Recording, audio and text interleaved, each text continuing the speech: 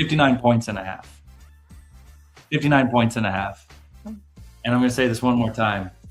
59 points and a half to come back and dominate a game. Oh, and by the way, if that's not hype enough, Scott Allen's here. Like the Scott Allen. The Scott Allen in the house. You just ruined it. You started off on a good note. Now everybody's going to turn this thing off. On that note, welcome back to Locked On Ladyjacks with Laura and Hunter. We're back. We're back. Yay. It was a little bit of a break with holidays and sickness, but we're back and we got Scott Allen. What more could you ask for, really? Thanks for having me. No, I'm excited. We're so glad you're here. A lot of SFA fans, and I mean, I had the privilege of working with you for a little bit, but a lot of SFA fans would say, like, you live and breathe SFA, right? Yeah. Oh, yeah. And it's not just because of the paycheck that comes with it. Although that helps. It does. That helps. Yeah, for sure. I know it helps. But like, you're very passionate about all of our teams, and you got like a knowledge of all these sports, and then women's basketball.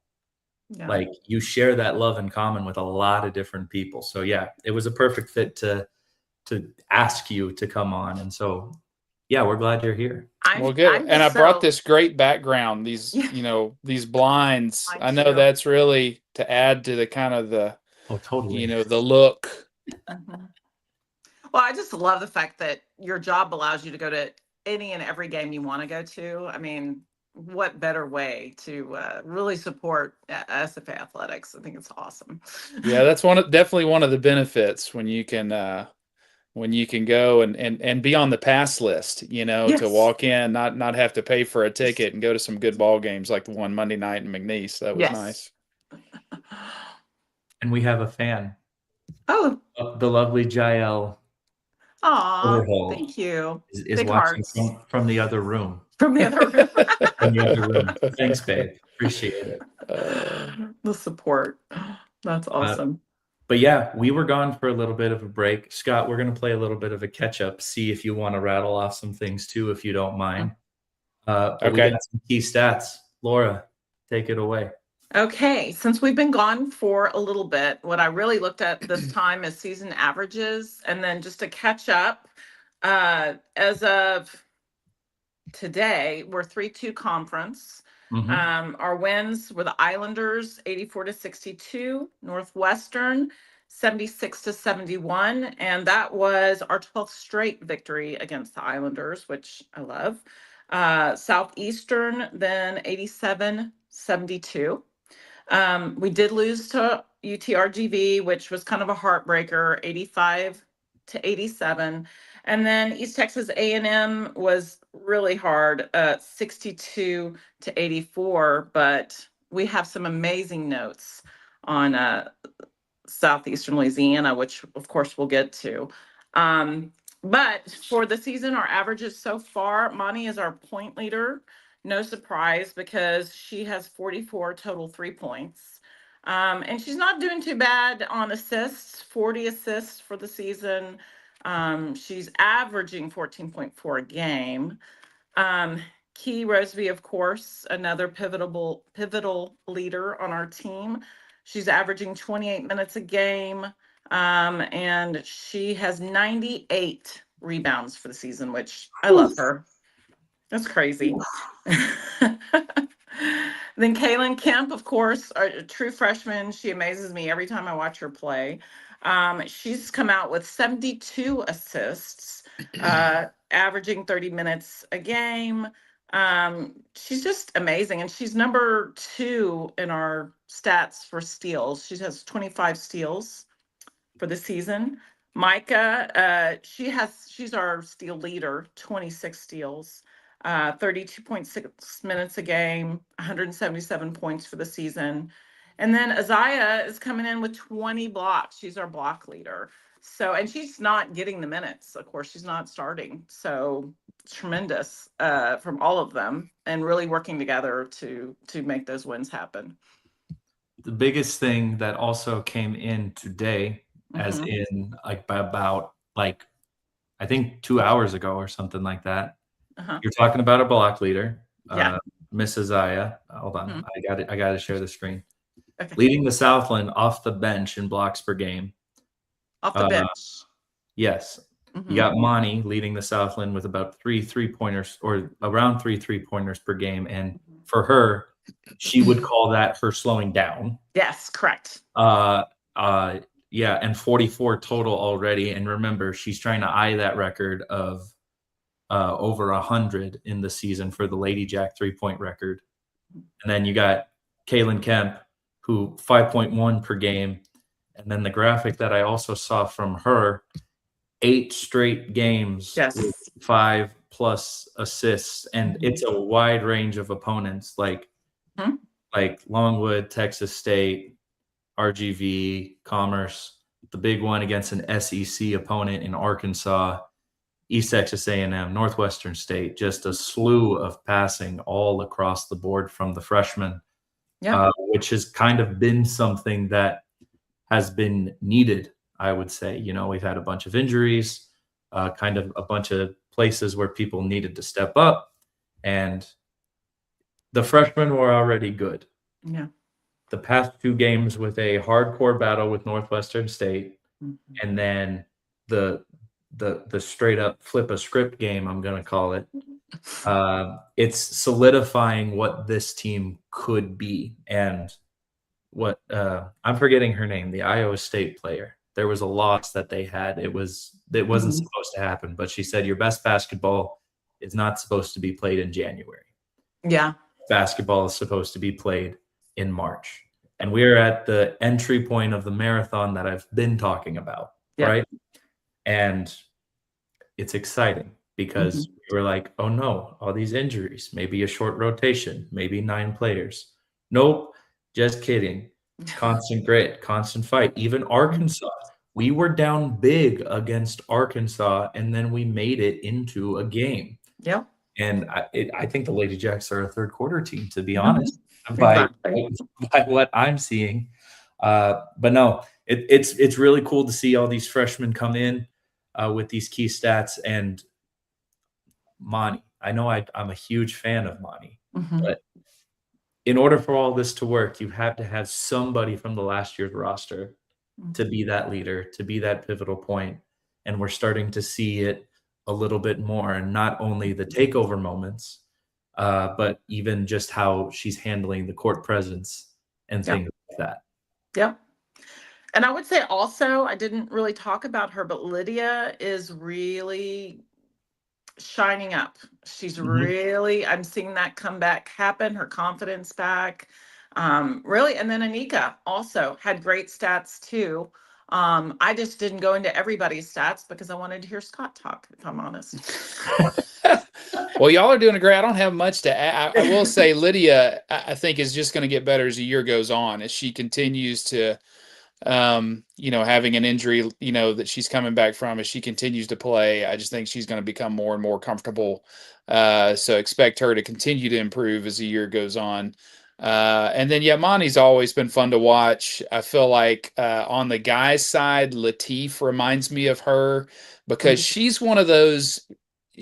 Don't let her hit one, because if Mhm. she Oh, hits 1 3, she could hit 4 more, Correct. within 5 minutes. I mean, and so she's fun to watch because she can get on a streak in a hurry. Mhm. But yeah, it's been fun to watch. You hate to have injuries and have people out of action, but it has been fun to watch, some younger players and some players that maybe didn't expect to play quite as much, come through and develop and continue to win games. I'm always amazed at Coach Bishop's ability to figure out the X's and O's and what needs to happen and to make it work even on with kind of a short roster.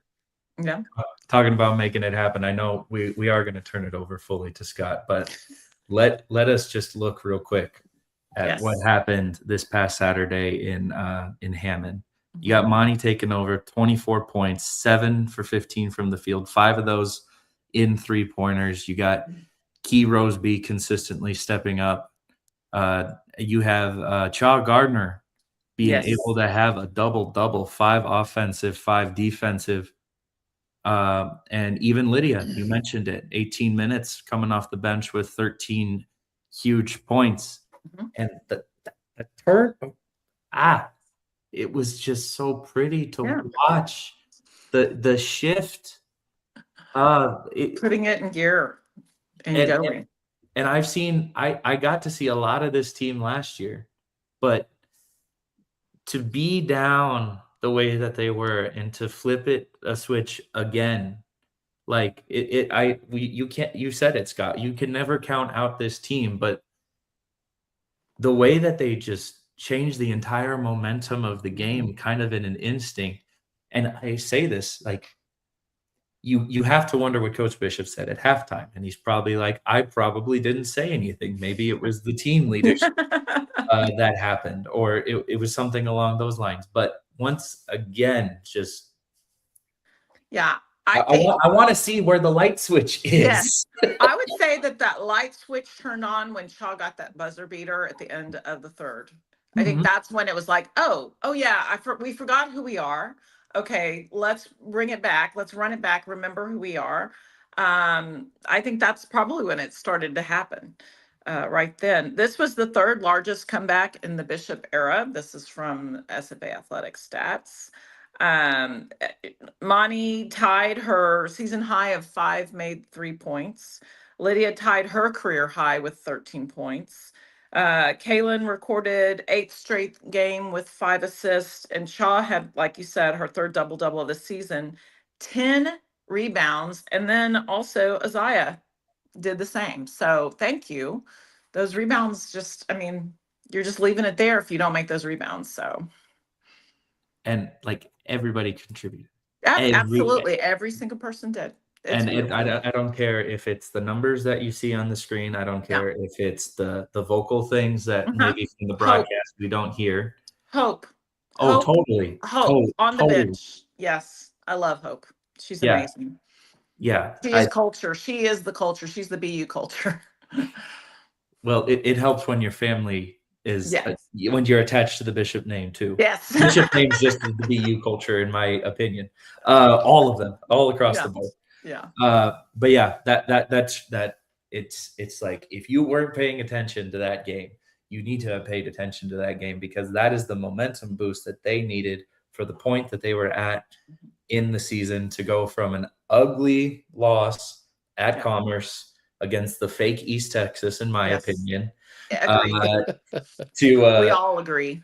to grinding it out for a win against a rival in Northwestern State, a Northwestern State team that nobody thought was going to be at the top of the Southland. Mhm. Like, they are currently tied in the standings with fake Southeastern, aka McNeese, I know. right? Yeah. So like it was a great week for the Ladyjacks, and to come back for the first time at home in a long time, that's the type of games that you needed. So it got me hyped as a fan. And then also, by the way, that was a 4-game stretch. Like, they were on the road for a week, Bam, and it was bam, bam, bam, bam. bam. Yeah, they came out fighting. It was gorgeous. I think that's one of the things to look forward to. You know, I think if I'm not mistaken, we're 6-1 at home.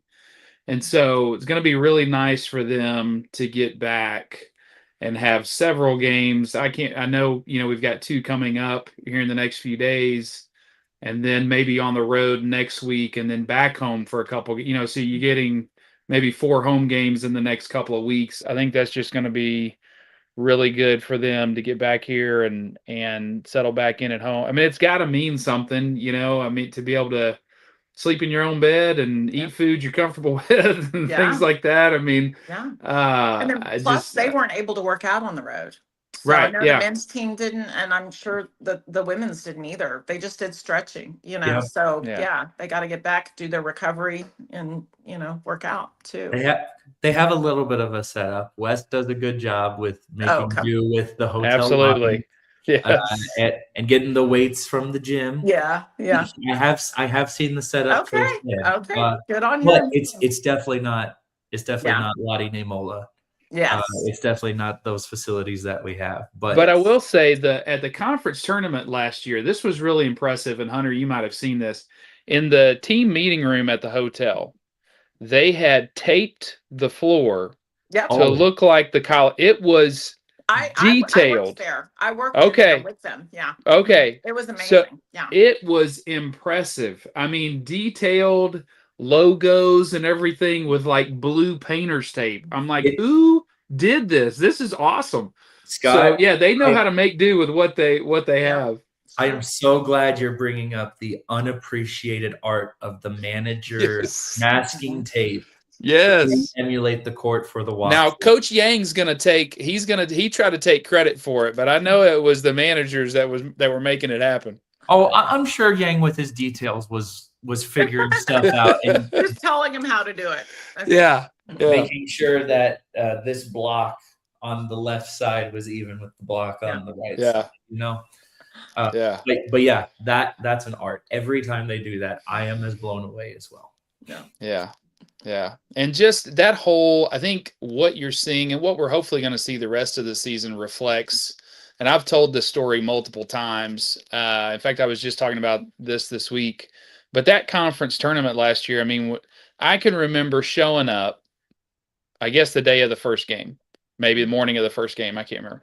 And, Avery's got this back brace on. Key Rosby's walking around with a boot on her. I'm like, what are we doing here? Like, we've got like 3.5 people that are healthy. Let's just go back to Nacogdoches. And then we, run the table and win the thing. And so, you can't count them out. They just keep fighting, keep fighting through adversity and figuring out ways to win.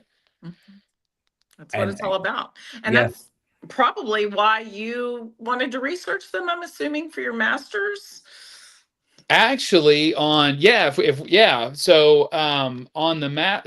recently did my master's in history, and my thesis was on really the original focus was Sue Gunner, but it kind of became a history of women's athletics at SFA. But actually, the reason I started it, obviously, over the years, been to a million Ladyjack games, it feels like. But I think this was 2022, we're playing North Carolina in the tournament, first round of the tournament.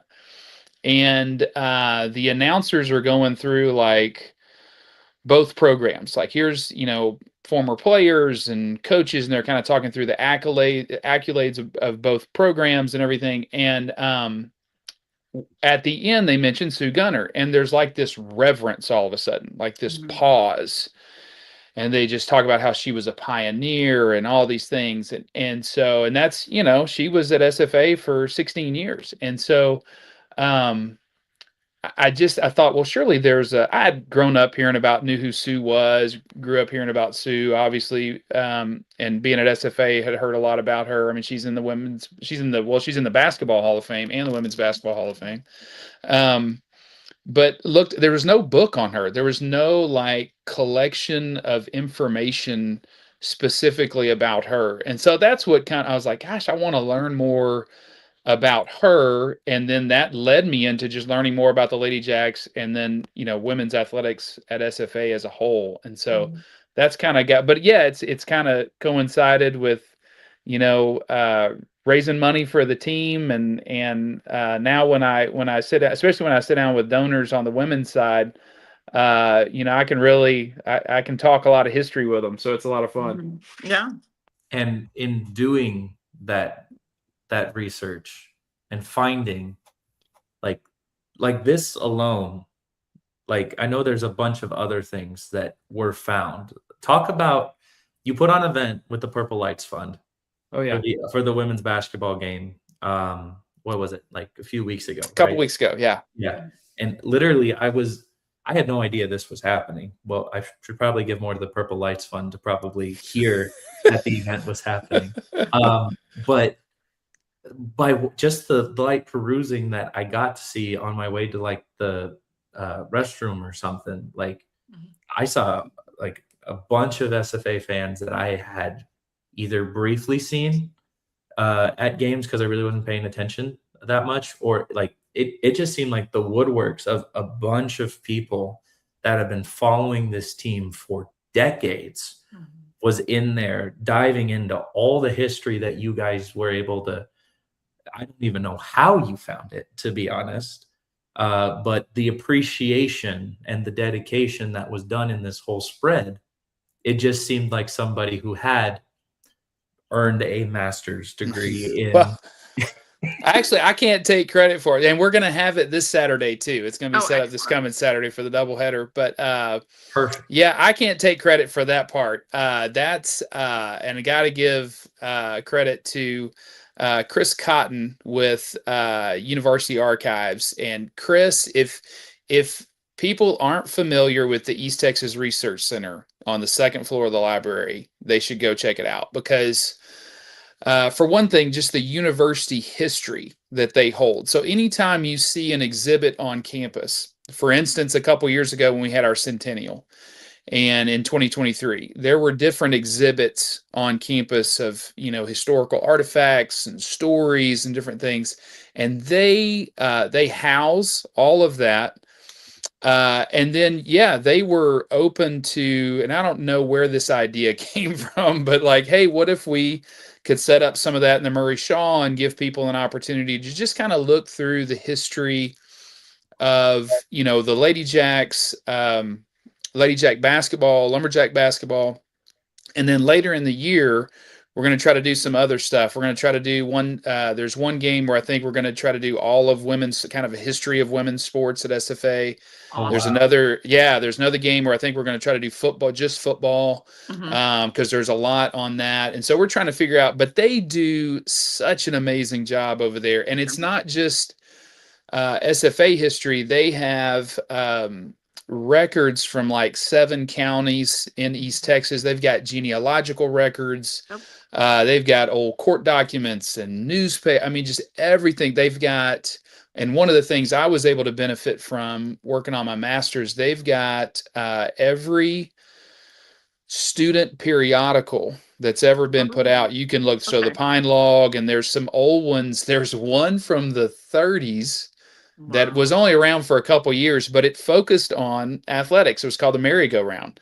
And so they've got all kinds of stuff like that. They've got collections from a couple of kind of famous Texas individuals. Like they've got this George Foreman collection, Charlie Wilson stuff, and they've got documents and different things from those people.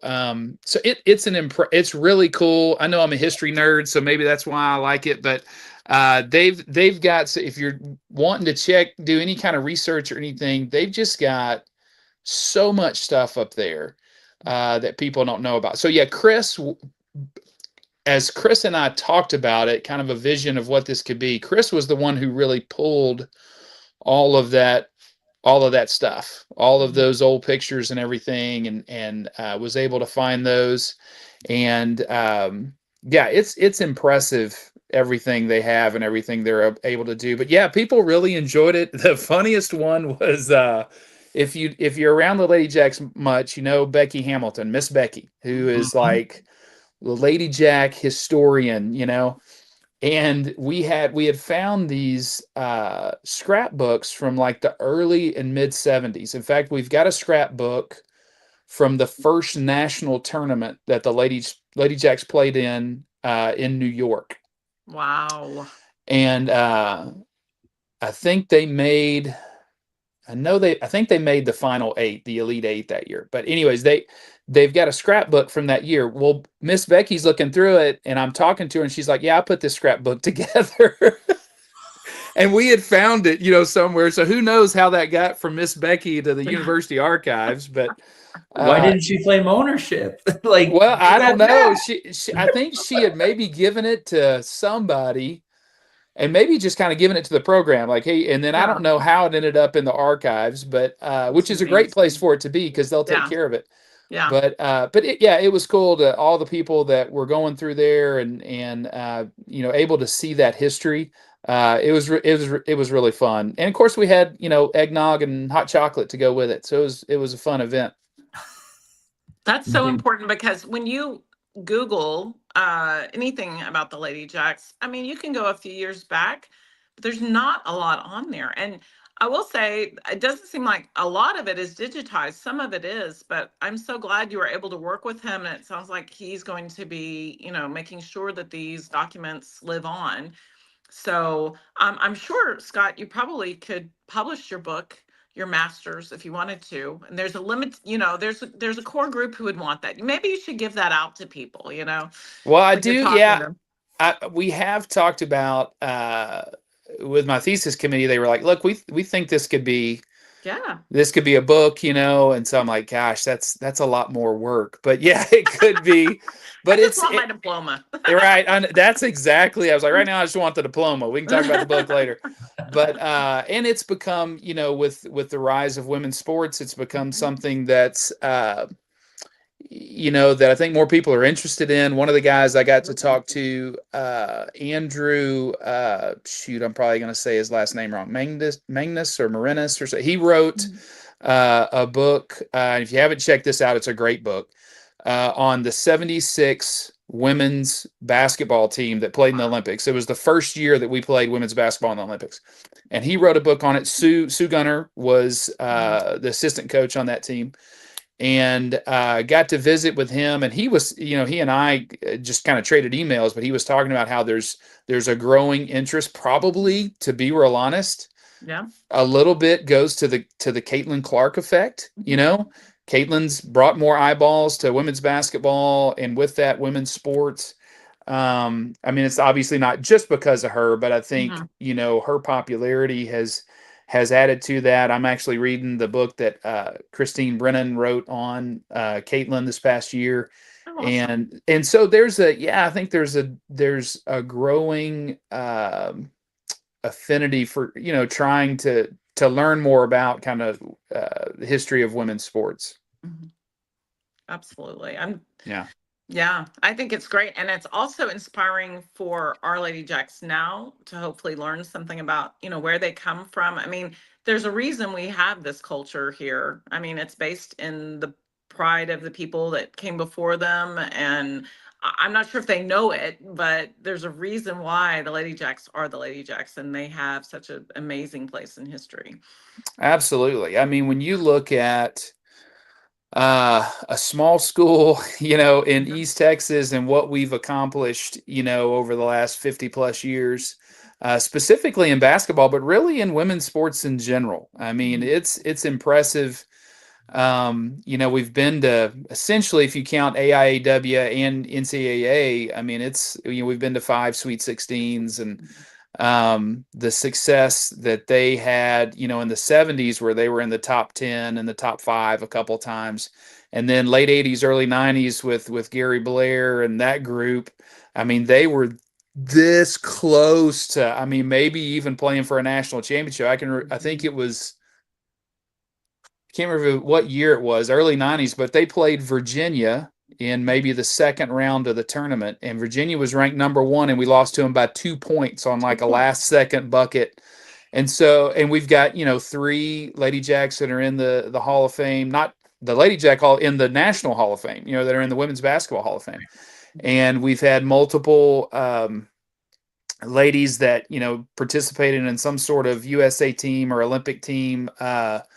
I was reading one of the other books I came across is a book called Mad Seasons that covers 3 years of the first kind of professional women's basketball league, 78 to 81. It was it's called Mad Seasons, and it's about the women's professional basketball, the WBL is what they called it. And Rosie, Rosie Walker, who was on those teams, she was MVP of that league one year, I think in 80 or 81, from little old SFA. Yeah. And so, just the history that we have in women's basketball, it's impressive when you really start digging into it. And then through the research I was able to do to learn, there's been times where we've obviously over the last 25, 30 years in the Southland, we've had, years where we were the best women's program. But even going back into the 70s, they had, there was a top program in the state. And there was one year we won that, the top women's program in the state, more than Texas, more than A&M, more than any of those schools. Yeah. And you start getting into the history, and we've had a lot of success in women's sports for sure. Yeah. So because I've known you, you were on the university side Yeah. of the Academics. development and had the tie-in with athletics. And then Yeah. this year, man, I feel bad that I left the office right now because we would have been more coworkers because you would have been more involved with me, but you came more of the director of development full-time for athletics. And Yeah. so obviously you have the history knowledge of like talking to everybody and talking about the Ladyjacks and the Lumberjacks. That's your job, to sell them, Yeah. basically, right? Yeah. So how is it when the merging happens for you when it comes to all the history stuff that you know and the relationships, the aspects of doing that when this transition happened to where it was like, okay, athletics is it. Like Yeah. I am the beast trying to fuel all this. Yeah. It's been yeah, thanks for saying that. It's been a lot of fun to now. This is what I've always wanted to do is a focus on athletics. I was with the foundation office and did fundraising there for 10 years or almost 10 years. But I've been able to help and kind of be affiliated with athletics in the past, but now starting last May, full time in the athletic department and able to fully focus on, sports and raising money for our programs and now with what we've got coming up in the future with our master plan and, new facilities coming online, being able to look forward to eventually raising for, new facilities and baseball, softball and new field house and all those things. It's an exciting time to work in fundraising for athletics. Casey Lish is one of my colleague of mine who works in the office with me, and we're just he and I, along with Michael McBroom, our athletic director, as we kind of game plan for increasing opportunities for our programs and providing championship resources for them. It's just a lot of fun right now. Yeah. And the best part about kind of knowing some of the history is just hearing the stories. It's so fun. I could talk about this for forever, but there's so much fun as I sit down with either former athletes or just people who've been, at SFA for a long time, people that went to school here years ago, and participated, whether as a fan or as a student athlete or whatever, and just hearing some great stories. And it's so much fun to be around former teams. Yeah. Like no matter what they go on to accomplish, whenever they come back here for a reunion, their teammates treat them the same. Like we've had alumni that have accomplished, had amazing accomplishments and been very successful. But when they come back to campus to hang out with their teammates, they're still the same knucklehead they were when they were a freshman. And so I've got a video somewhere. A few years ago, we had a Ladyjack reunion, and we had a lot of them come back. Maybe 40 or 50 came back. Wow. And I've got a video of them. They're waiting in the tunnel. This is before we had the new tunnel. So this is in the old tunnel. But they're waiting in the tunnel to walk out and be recognized at halftime. And they get a hold, I don't know where they get a hold of a couple basketballs.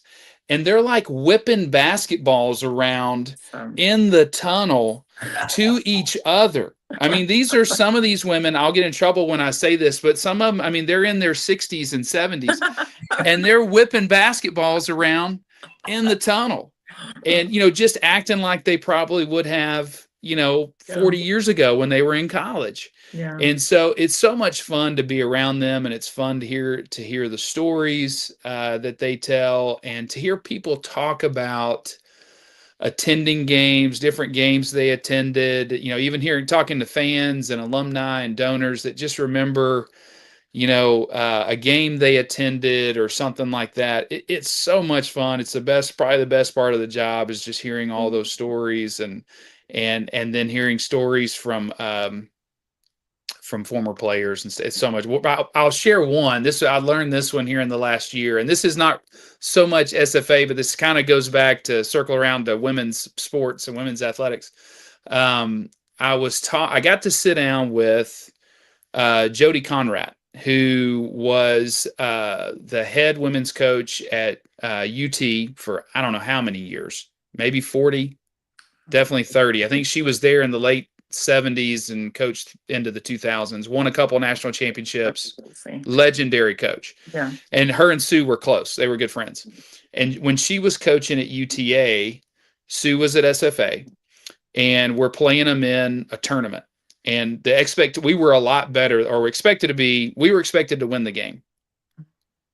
And so Jody at UTA upsets SFA.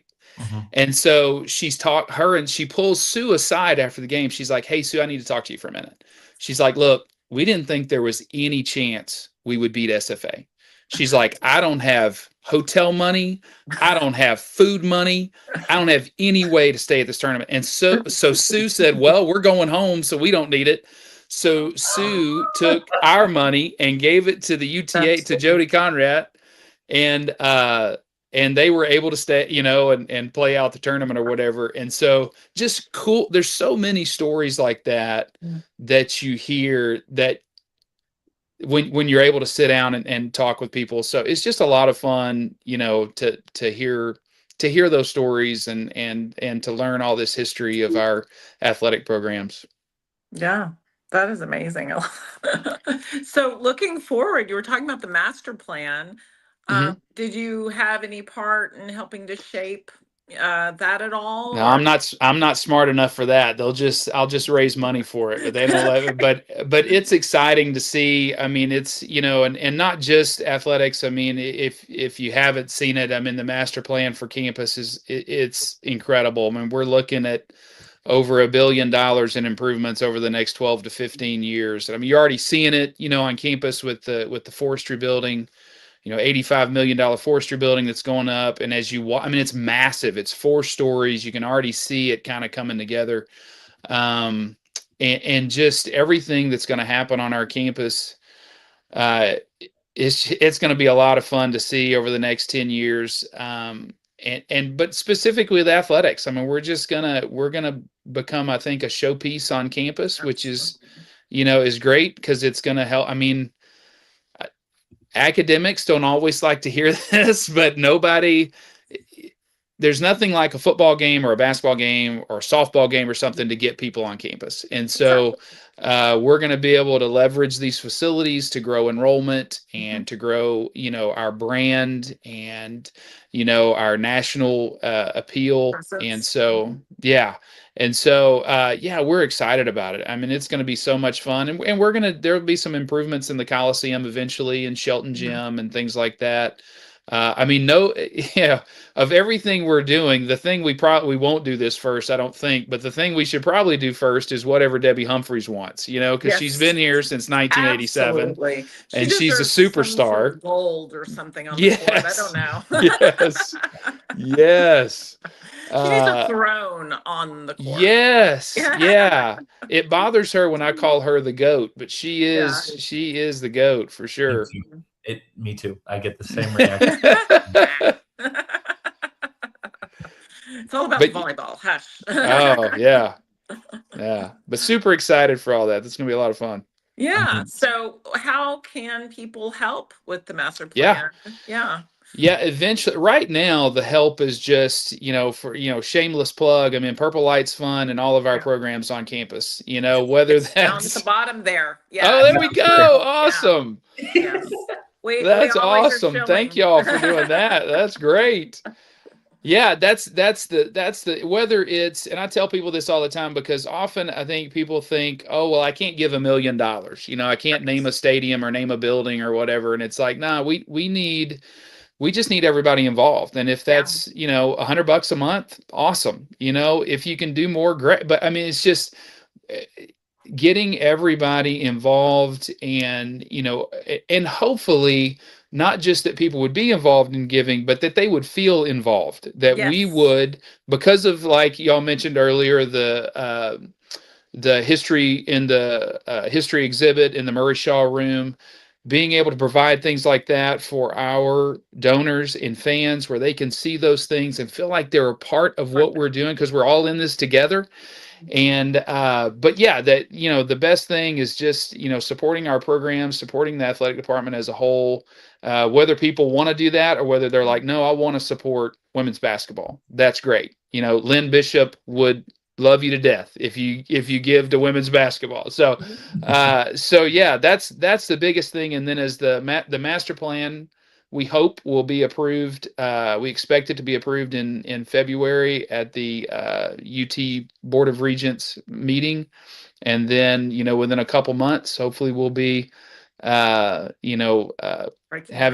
an architect. We'll have an architect firm that we'll hire, and we'll put that bid out, and then hopefully, I don't know, maybe this summer or maybe it'll be in the fall. I'm not sure the time frame exactly, but we'll have some more detailed renderings and exactly what this is and we can start. And we've kind of already started the fundraising efforts, but as we get more details on these facilities, we'll be able to be more specific of, hey, here's what we need. Yeah. But yeah, the biggest thing is just getting involved and not just, I know I mentioned giving because I'm a fundraiser, but we're Purple. Show up to games, be loud, get there early, stay late, all those things that we talk about. I would say there's an interesting disconnect. And of course, like you said, really at the ground floor of it, just show up to games, yell for the teams, just share it on social media if you can't go. But there seems to be a disconnect between, well, we want a winning team and wow, we've got to help retain. I mean, there's like, okay, well, how are we going to retain folks if we can't? I mean, in this culture, we now have to do that. So please give to the Civil Rights Fund. Absolutely. It's when you look at to use football as an example, because we just wrapped up football a month or so ago, but I mean, whenever you have a great season, and this has happened in basketball. Well, we saw this 2 years ago with the Ladyjack basketball. Had a great run, and we lose, I think, 3 or 4 players to the portal. And so, and I never have an issue with that because they were able to go and make money, somewhere else. But yeah, to try to, whenever you have success going forward, this is the reality of college sports. At our level, when we have success, there's going to be people reaching out, other programs reaching out, offering, options for our athletes. And if we can hang on to them, and a lot of them want to stay because they love the culture at SFA, but we've got to provide some resources for them to keep them around for sure. Exactly. Well, case in point, last season we only lost Faith, so yeah good on us. Yeah, absolutely, that's right. And I'm sure some of those other ladies had offers. So awesome that we were able to keep them here. Yeah. What I want to mention, and it kind of goes into the whole athletic perspective, not just with Ladyjacks, because I've made a social media blast about this, but I want another person who's actually in the department to also kind of validate this statement. And I think the university just made a post about this with the Learfield Cup standings. Yes. Unbiased. There is not a better time to actually be an SFA fan in this modern era of college athletics. Literally one of, if not the best starts of a whole academic year across the board for all the programs. Yeah. Like soccer finishing it like a goal away from going to the NCAA tournament. Volleyball, like outright sweeping everybody in the Southland Conference tournament to earn their spot in the NCAA tournament. Football, the commitment from those guys, we talk about that with the retaining to come back and pull the run off that they did. And the reloading that is already happening with that team that we're already seeing. And the transition of now, like, we're seeing success on the men's side with the Brower era. And we were talking about it off camera with that McNeese game that just happened. So like unbiased, this is one of the best times to be an SFA fan, right? Oh, absolutely. I mean, the Learfield Cup, bears that out, 39th in the country among all institutions, not just FCS, all seventh among FCS, 39th out of the country. And when you look at what happened this fall, it's impressive. And I know, everybody gets, rightfully so, football gets a lot of attention because it's the king of sports, especially in Texas, but our cross country program, it was the most dominating win at the conference championship since Rob Hanson's going to probably shoot me for not knowing these statistics, but since like 1968 or something like that, like the most dominating win at the conference championship since the 60s or something crazy like that. I mean, the top 3 finishers on the men's side were all Lumberjacks. I mean, maybe we had 5 out of the top 10 or something crazy like that. Football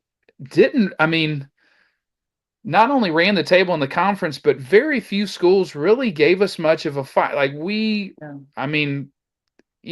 throttled some folks this year. And then, obviously volleyball, Debbie being Debbie, and volleyball winning again. It's almost like we've gotten used to it. Yeah, we won volleyball, big deal. But, and then soccer. Yeah, I mean, we were this close.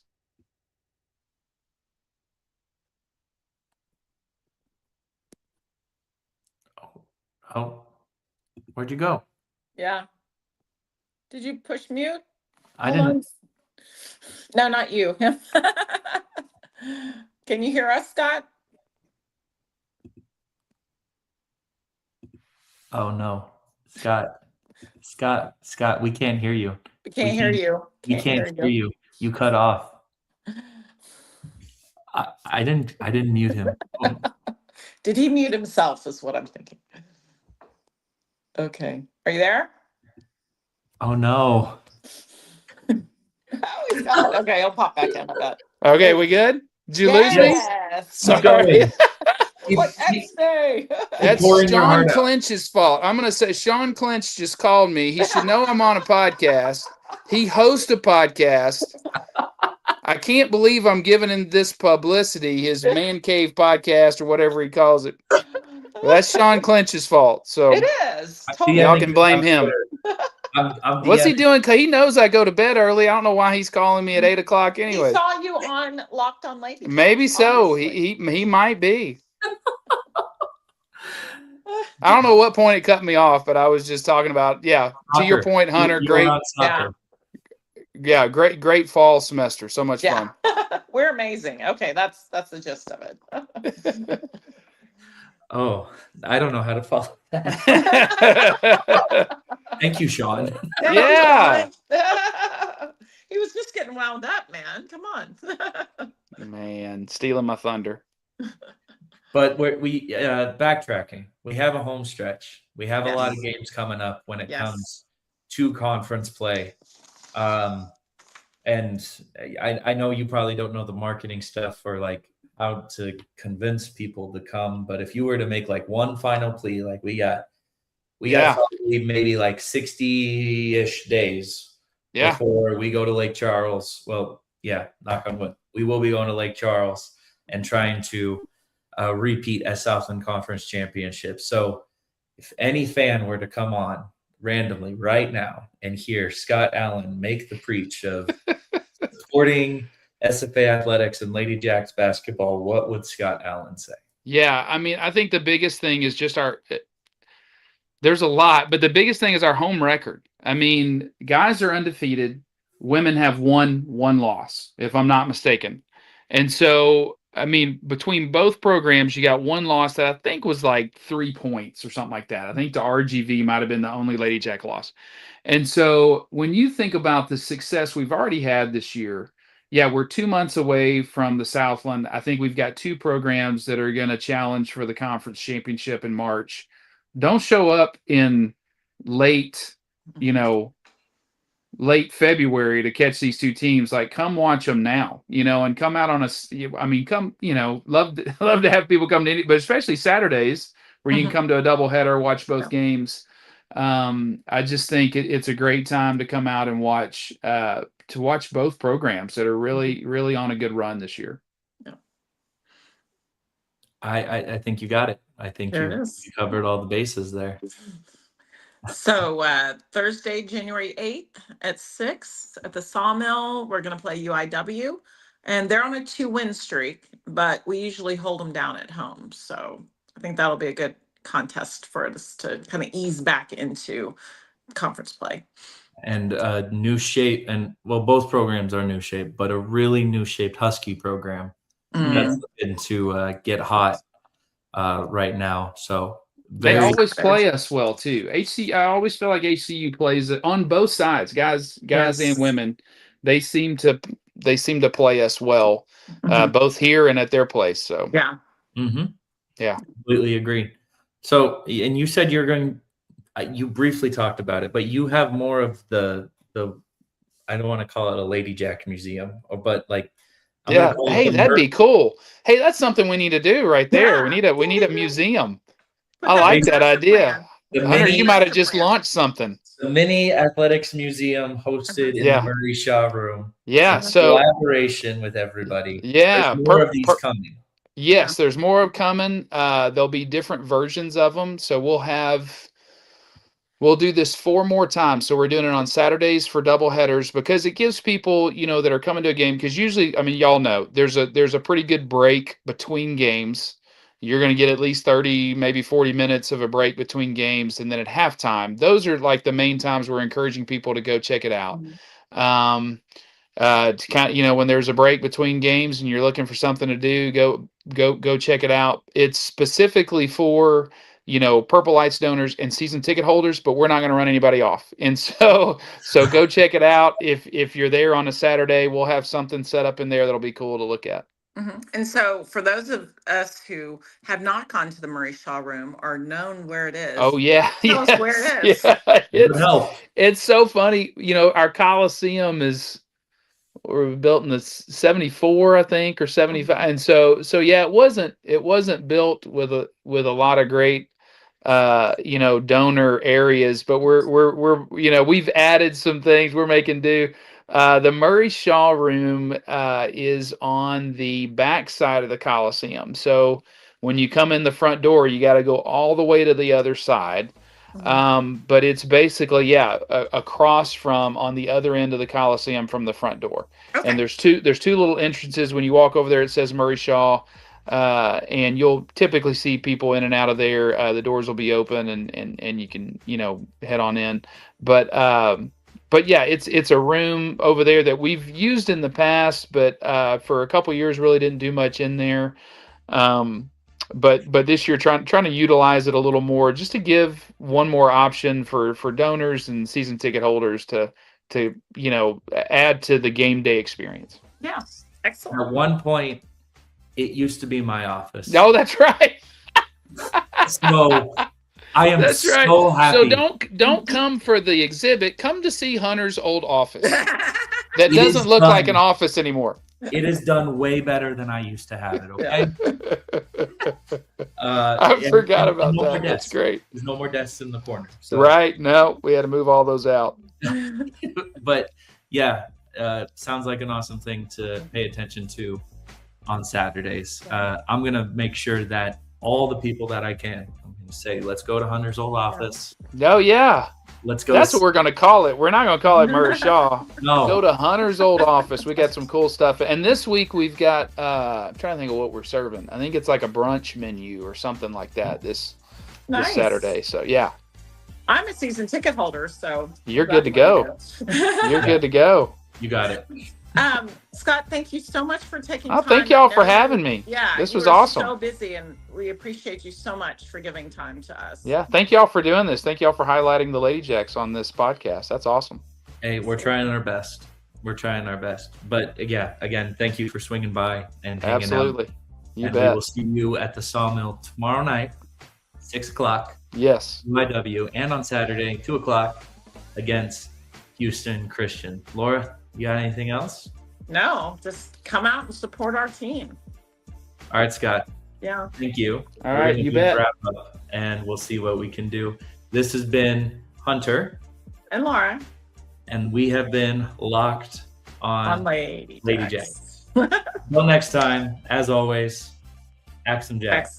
Axum. Let's see if I can find the outro video. Outro.